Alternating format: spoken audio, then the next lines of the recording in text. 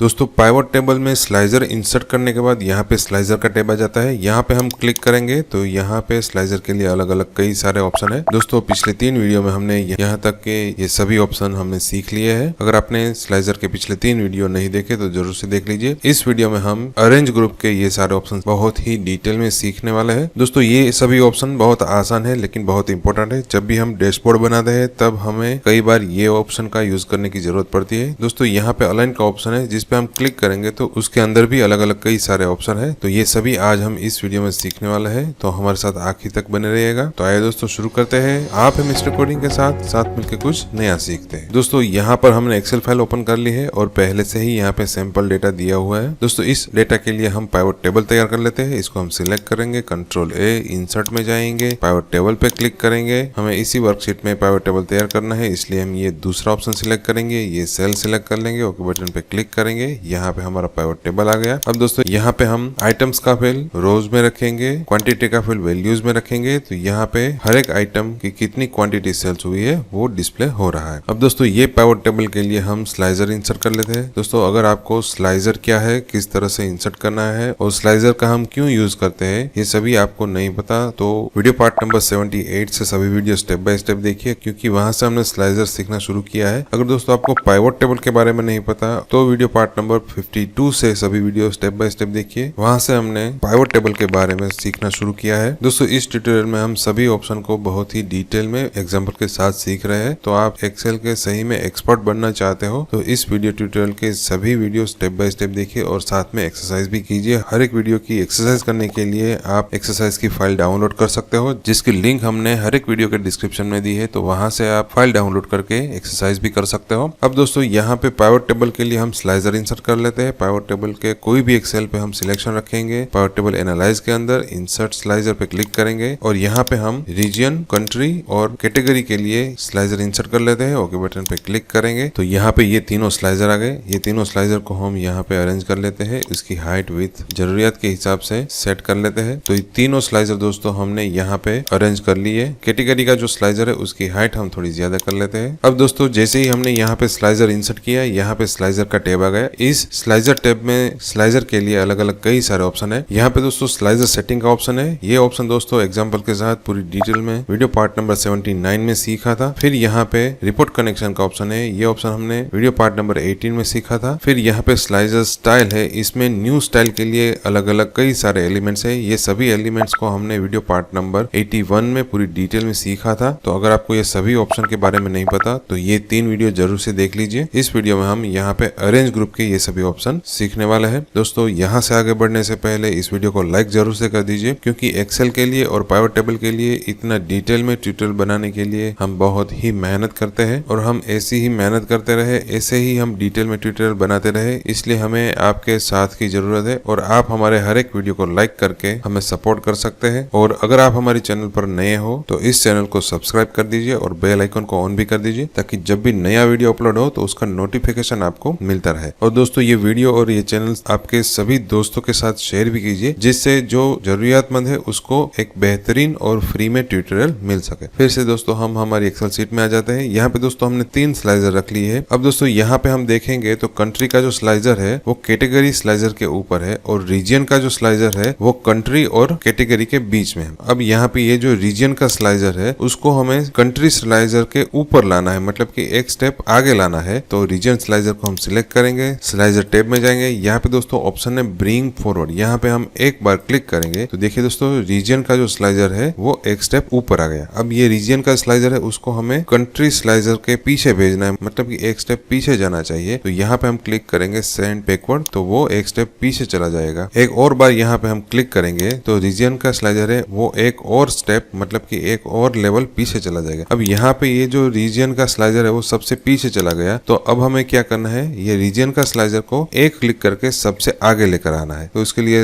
Reason का slicer आपको select करना है। स्लाइजर टैब के अंदर यहाँ पे ब्रिंग फॉरवर्ड है, उसमें यहाँ पे मोर बटन है, उस पर हम क्लिक करेंगे तो पहला ऑप्शन है ब्रिंग फॉरवर्ड, जो बाहर से ही हम यूज कर सकते हैं। दूसरा ऑप्शन है ब्रिंग टू फ्रंट, इस पे हम क्लिक करेंगे तो जो स्लाइजर आपने सिलेक्ट किया है वो स्लाइजर दूसरे सभी स्लाइजर से ऊपर आएगा, मतलब कि फ्रंट में आ जाएगा। अब ये कैटेगरी का जो स्लाइजर है उसको हमें दूसरे सभी ऑब्जेक्ट या दूसरे सभी स्लाइजर के आगे रखना है, मतलब कि फ्रंट में रखना है। तो इसको हम सिलेक्ट करेंगे, ब्रिंग टू फॉरवर्ड के मोर बटन में जाएंगे, यहाँ पे हम क्लिक करेंगे तो कैटेगरी का स्लाइजर है वो सबसे ऊपर आ गया। अब ये जो कैटेगरी का स्लाइजर है वो हमें सबसे ऊपर नहीं रखना है, लेकिन सबसे पीछे रखना है, मतलब कि सभी स्लाइजर के बिहाइंड में रखना है। तो ये कैटेगरी का स्लाइजर सिलेक्ट करेंगे, सेंड बैकवर्ड है उसके मोर बटन पे हम क्लिक करेंगे तो पहला ऑप्शन सेंड बैकवर्ड, मतलब कि ये ऑप्शन हम बाहर से यूज कर सकते हैं, एक स्टेप या एक लेवल आपको पीछे भेजना हो तो ये ऑप्शन है। और दूसरा ऑप्शन है सेंड टू बैक, मतलब सभी स्लाइजर के पीछे भेजना है एक ही क्लिक में, तो ये ऑप्शन पे हम क्लिक करेंगे तो देखिए दोस्तों कैटेगरी का स्लाइजर है वो दूसरे सभी स्लाइजर के पीछे चला गया। फिर दोस्तों यहाँ पे ऑप्शन है सिलेक्शन पेन, इस पे हम क्लिक करेंगे तो यहाँ पे ये पैनल आ गई। दोस्तों जितने भी स्लाइजर और जितने भी ऑब्जेक्ट हमने यहाँ पे रखे होंगे उसका लिस्ट यहाँ पे दिखाई देगा। यहाँ पे हमने अभी के लिए 3 स्लाइजर रखे हैं तो तीनों स्लाइजर के नाम यहाँ पे डिस्प्ले हो रहा है और सभी स्लाइजर के सामने यहाँ पे ये आई बटन है। दोस्तों कई बार ये होता है कि हमें कंट्री का जो स्लाइजर है वो यहाँ पे डिस्प्ले नहीं करना है, मतलब कि यहाँ पे हमने कंट्री पे फिल्टर तो लगा दिया लेकिन ये कंट्री का स्लाइजर यहाँ पे डिस्प्ले नहीं होना चाहिए। तो अगर हम यहाँ पे इसको डिलीट कर देंगे तो हमारे ये फिल्टर हट जाएगा। तो यहाँ पे हम क्या कर सकते हैं, इसको हाइड भी कर सकते हैं। कंट्री का जो स्लाइजर है उसका नाम यहाँ पे सिलेक्शन पेन में दिखाई दे रहा है कंट्री, और उसके आगे यहाँ पे आप देखोगे तो आई का एक बटन है, इस पे आप क्लिक करोगे कंट्री का जो स्लाइजर है वो हाइड हो जाएगा। तो हमारा फिल्टर वैसे का वैसा ही रहेगा लेकिन कंट्री का स्लाइजर है वो हाइड हो जाएगा। उसी तरीके से आपको कोई भी स्लाइजर डिलीट नहीं करना है लेकिन फिल्टर लगा के किसी को दिखना नहीं चाहिए ऐसा करना है तो आप यहाँ पे सिलेक्शन पेन में से उसको हाइड कर सकते हैं। यहाँ पे हम कैटेगरी में किचन कैटेगरी का फिल्टर लगा लेते हैं और अब ये जो स्लाइजर है वो हमें किसी को दिखाना नहीं है तो यहाँ पे कैटेगरी स्लाइजर का आई बटन पे हम क्लिक करेंगे तो वो हाइड हो जाएगा। अब हाइड किए हुए सभी स्लाइजर को फिर से लाना है तो फिर से आपको आई बटन पे क्लिक करना है तो जो हाइड किए स्लाइजर है वो फिर से वापस आ जाएंगे। फिर से दोस्तों हम स्लाइजर को सिलेक्ट कर लेते हैं, स्लाइजर टैब में चले जाते हैं। तो ये थी दोस्तों सिलेक्शन पेन। इसको बंद करने के लिए यहाँ पे क्लोज का बटन है, उस पर क्लिक करेंगे तो क्लोज हो जाएगा, या फिर ये सिलेक्शन पेन का ऑप्शन है उस पर हम फिर से क्लिक करेंगे तो भी वो बंद हो जाएगा। फिर दोस्तों नेक्स्ट ऑप्शन है अलाइन का। दोस्तों यहाँ पे ये सभी स्लाइजर की हम थोड़ी हाइट और विड्थ सेट कर लेते हैं ताकि नेक्स्ट जो ऑप्शन है अलाइन का वो सही में सीख सके। तो यहाँ पे हमने सभी स्लाइजर की हाइट और विड्थ सेट कर ली और उसको अलग अलग जगह पे रख दिया है। अब ये तीनों स्लाइजर को हमें लेफ्ट साइड अलाइन करना है। पहले तो ये तीनों स्लाइजर को हमें सिलेक्ट करना पड़ेगा। तो सिलेक्ट कैसे करना है, आपको पहले कोई भी एक स्लाइजर पे क्लिक करके उसको सिलेक्ट कर लेना है, फिर कीबोर्ड में से कंट्रोल की को प्रेस करके रखना है, फिर दूसरे जितने भी स्लाइजर आपको सिलेक्ट करना है वो सभी स्लाइजर पे जाके आपको एक क्लिक करना है तो वो सभी स्लाइजर सिलेक्ट हो गए। अब आपको कंट्रोल की छोड़ देनी है। तो यहाँ पे ये तीनों स्लाइजर को हमने सिलेक्ट किया और उसको हमें लेफ्ट साइड अलाइन करना है, मतलब कि लेफ्ट साइड सीधी लाइन में आना चाहिए। तो उसके लिए अलाइन में जाना है। यहाँ पे पहला ऑप्शन है अलाइन लेफ्ट, इस पे आप क्लिक करोगे, जो स्लाइजर सबसे आगे होगा उसके हिसाब से सभी स्लाइजर लेफ्ट साइड अलाइन हो जाएंगे। अगर आपको सभी स्लाइजर सेंटर में अलाइन करने हैं तो यहाँ पे नेक्स्ट ऑप्शन है अलाइन सेंटर। दोस्तों सेंटर अलाइन किसको ध्यान में रख के होगा, जो स्लाइजर जिसकी विड्थ सबसे ज्यादा है उसको ध्यान में रख के बाकी के सभी स्लाइजर है वो सेंटर में अलाइन हो गए। तो यहाँ पे हम सेंटर ऑप्शन पे क्लिक करेंगे तो देखिए दोस्तों ये स्लाइजर जिसकी विड्थ सबसे ज्यादा है उसको ध्यान में रख के बाकी के सभी स्लाइजर सेंटर में अलाइन हो गए। उसी तरीके से हमें राइट साइड अलाइन करना है, मतलब कि सभी स्लाइजर राइट साइड एक लाइन में आने चाहिए। तो सभी स्लाइजर को आपको सिलेक्ट करना है, अलाइन में जाना है। नेक्स्ट ऑप्शन है अलाइन राइट, इस पे हम क्लिक करेंगे तो जो स्लाइजर राइट साइड सबसे आगे होगा उसको ध्यान में रख के सभी स्लाइजर राइट साइड अलाइन हो जाएंगे। तो ये दोस्तों पहले 3 ऑप्शन है वो सभी स्लाइजर को हॉरिजॉन्टल अलाइनमेंट करने के लिए। नेक्स्ट 3 ऑप्शन है वो सभी स्लाइजर को वर्टिकली अलाइनमेंट करने के लिए। उसके लिए दोस्तों हम यहाँ पे ये सभी स्लाइजर को थोड़ा अलग से अरेंज कर लेते हैं जिससे हमें सभी ऑप्शन के बारे में सही से पता चले। तो यहाँ पे दोस्तों हमने तीनों स्लाइजर है वो अलग अलग जगह पे रख लिए है। अब फिर से हम ये तीनों स्लाइजर को सिलेक्ट करेंगे। पहले कैटेगरी का स्लाइजर सिलेक्ट करेंगे, कंट्रोल की प्रेस करके रखेंगे, फिर रीजन पे क्लिक करेंगे और फिर कंट्री स्लाइजर पे क्लिक करेंगे तो ये तीनों स्लाइजर सिलेक्ट हो गए। अब हम कंट्रोल की छोड़ देंगे। अब ये तीनों स्लाइजर को हमें टॉप में अलाइन करना है, मतलब कि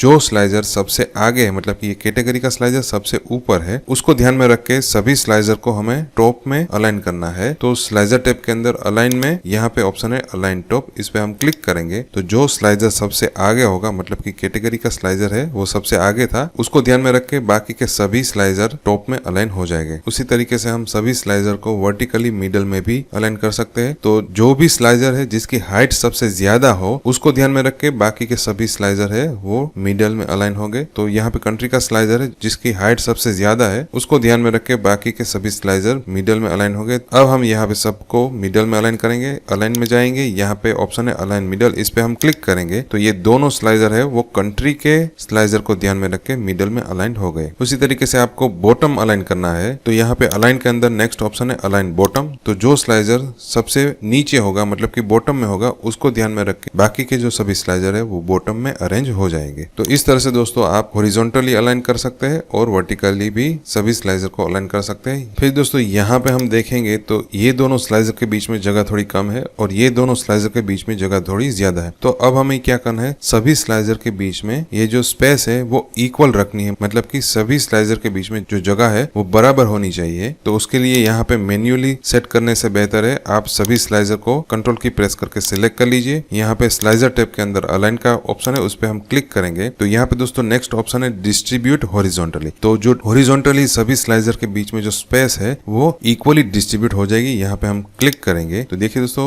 अब ये तीनों स्लाइजर है उसके बीच में जो स्पेस है वो इक्वली डिस्ट्रीब्यूट हो गई। उसी तरीके से अगर हमारा स्लाइजर हॉरिजॉन्टली हमने यहाँ पे रखा है और सभी स्लाइजर के बीच में जो जगह है वो हम इक्वल रखना चाहते हैं, तो यहाँ पे ये दो स्लाइजर के बीच में कोई जगह है ही नहीं और यहाँ पे ये दो स्लाइजर के बीच में बहुत ज्यादा जगह है। तो अब हम क्या करना चाहते हैं, तो सभी स्लाइजर के बीच की जो स्पेस है वो हम इक्वली डिस्ट्रीब्यूट करना चाहते हैं। तो हम तीनों स्लाइजर को सिलेक्ट कर लेंगे, अलाइन में जाएंगे, नेक्स्ट ऑप्शन है डिस्ट्रीब्यूट वर्टिकली, इस पे हम क्लिक करेंगे तो देखिए दोस्तों अब ये तीनों स्लाइजर के बीच की जो स्पेस थी वो इक्वली डिस्ट्रीब्यूट हो गई। तो इस तरह से हॉरिजॉन्टली और वर्टिकली स्पेस आप डिस्ट्रीब्यूट कर सकते हैं। फिर आप इसका यूज करके अलाइन लेफ्ट कर सकते हैं। तो बहुत ही कम समय में आप सभी स्लाइजर को सही तरीके से अरेंज कर सकते हो। अब दोस्तों यहाँ पे जो कैटेगरी का स्लाइजर है वो हम यहाँ पे अभी मूव कर रहे हैं तो आसानी से मूव हो रहा है और अभी हमें यहाँ पे ये जो सेल है उसकी जो बॉर्डर है वहां पे हमें ये स्लाइजर को रखना है कुछ इस तरह से, या फिर यहाँ पे ये जो बॉर्डर है इस कॉर्नर में हमें कैटेगरी का स्लाइजर रखना है। तो हमें थोड़ा यहाँ पे ध्यान रख के स्लाइजर को मूव करना पड़ा है। अगर आपका हाथ थोड़ा भी मूव हो जाता तो स्लाइजर भी उसके साथ मूव हो जाता है, मतलब कि यहाँ पे ये स्लाइजर को इस कॉर्नर में रखने में थोड़ी दिक्कत हो रही है। तो अभी हमें क्या करना है, तो ये जो सभी सेल की बॉर्डर है वो वहां पे हम आसानी से कोई भी स्लाइजर रख सके ऐसा सेटिंग करना है। तो इसके लिए आपको क्या करना है, स्लाइजर को सिलेक्ट करना है, अलाइन में जाना है, यहाँ पे दोस्तों नेक्स्ट ऑप्शन है स्निप टू ग्रिड, इस पे आप क्लिक करोगे तो अब हम यहाँ पे स्लाइजर को पकड़ के मूव करेंगे तो देखिए दोस्तों हमारा स्लाइजर है वो बॉर्डर के हिसाब से स्निप हो रहा है। यहाँ पे अब हमें यहाँ पे स्लाइजर को इस कॉर्नर में रखना हो तो स्लाइजर उठा के हम यहाँ पे जैसे ही जाएंगे तो सेल की जो ग्रिड है वो स्लाइजर को अपने आप स्नैप करेगी। तो इस तरह से स्लाइजर आप कोई भी ग्रिड में आसानी से रख सकते हो। अगर हम स्लाइजर की विड्थ भी कम करें तो आप यहाँ पे देखोगे तो मुझे स्लाइजर की विड्थ है वो यहाँ तक ही चाहिए, लेकिन हम यहाँ तक रख नहीं पाएंगे क्योंकि हमने यहाँ पे क्या किया, स्निप टू ग्रिड किया। अगर हम स्लाइजर की विड्थ घटा के इस ग्रिड तक कर देंगे तो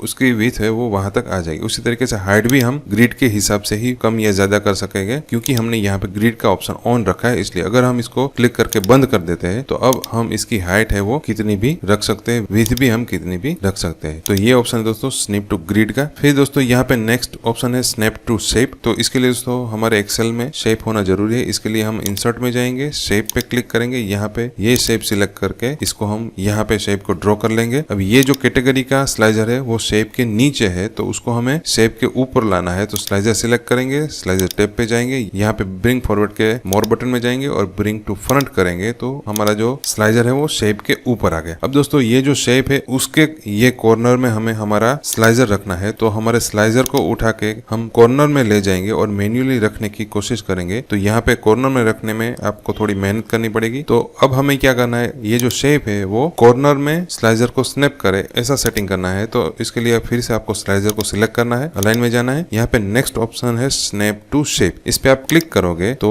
अब हम स्लाइजर को शेप के कॉर्नर में ले जाएंगे। तो देखिए दोस्तों स्लाइजर है वो आसानी से कॉर्नर में स्नैप हो जाएगा। कोई भी कॉर्नर में आप ले जाओगे तो शेप के कॉर्नर में स्लाइजर है वो आसानी से स्निप हो जाएगा। तो इस तरह से दोस्तों ये दो ऑप्शन है जिसकी मदद से आप स्लाइजर को एक्सेल के अंदर अलग अलग जगह पे मूव करना चाहते हो तो ग्रिड के हिसाब से भी वो स्नैप हो सकता है और शेप के हिसाब से भी वो स्नैप हो सकता है। अगर आपको ये ऑप्शन नहीं चाहिए तो इस पे आप क्लिक करोगे तो ये दोनों ऑप्शन है वो बंद हो जाएंगे और फिर आप अपना स्लाइजर है वो स्मूथली मूव कर सकोगे। फिर दोस्तों यहाँ पे अलाइन के अंदर आखिरी ऑप्शन है व्यू ग्रिड लाइन। यहाँ पे दोस्तों हमारे एक्सेल में ये जो आप ग्रिड लाइन देख रहे हैं वो आपको डिस्प्ले नहीं करनी है। तो अलाइन में जाके ये ऑप्शन पे आप क्लिक करोगे तो देखिए दोस्तों यहाँ पे सभी सेल की जो बॉर्डर थी मतलब की ग्रिड लाइन थी वो यहाँ पे हाइड हो गई। फिर से आपको वो ग्रिड लाइन डिस्प्ले करनी हो तो अलाइन के अंदर फिर से यहाँ पे हम क्लिक करेंगे तो फिर से हमारी ग्रिड लाइन आ जाएगी। तो ये सभी ऑप्शन थे दोस्तों अलाइनमेंट के। यहाँ पे दोस्तों हम ये जो शेप है उसको सिलेक्ट करके डिलीट कर देते हैं। अब दोस्तों यहाँ पे ये तीनों स्लाइजर है वो हम यहाँ पे अरेंज कर लेते हैं और हर बार हमें ये तीनों स्लाइजर को एक साथ ही मूव करना होता है। तो अभी क्या हो रहा है, एक एक स्लाइजर को हमें हर बार मूव करना पड़ रहा है। तो हम क्या करेंगे, इसका एक ग्रुप बना देंगे, तो हर बार इसको हम एक साथ मूव कर सकोगे। तो इसका ग्रुप करने के लिए आपको क्या करना पड़ेगा, तीनों स्लाइजर को सिलेक्ट करना है, कंट्रोल की प्रेस करके रखेंगे, दोनों स्लाइजर पे क्लिक करेंगे, तीनों स्लाइजर सिलेक्ट हो गए। स्लाइजर के अंदर जाना है, यहाँ पे दोस्तों ऑप्शन है ग्रुप का, इस पे हम क्लिक करेंगे तो पहला ऑप्शन है ग्रुप, इस पे आप क्लिक करोगे तो देखिए दोस्तों ये तीनों स्लाइजर का एक ग्रुप बन गया। अब आप एक क्लिक करके तीनों स्लाइजर को एक साथ मूव कर सकते हो। अब दोस्तों हमें ये तीनों का ग्रुप नहीं, लेकिन हमें सिर्फ ये दो का ग्रुप चाहिए। तो पहले आपको इसको अनग्रुप करना पड़ेगा, इसलिए फिर से आपको इसको सिलेक्ट करना है। दोस्तों इस पे आप सिलेक्ट करोगे तो यहाँ पे अभी स्लाइजर का टैब नहीं आया है, तो आपको क्या करना है, फिर से आपको कोई एक स्लाइजर पे क्लिक करना है। जैसे ही आप क्लिक करोगे यहाँ पे स्लाइजर का टैब आ गया, यहाँ पे हम क्लिक करेंगे, फिर ग्रुप के मोर बटन पे क्लिक करना है और यहाँ पे आखिरी ऑप्शन है अनग्रुप का, इस पे आप क्लिक करोगे तो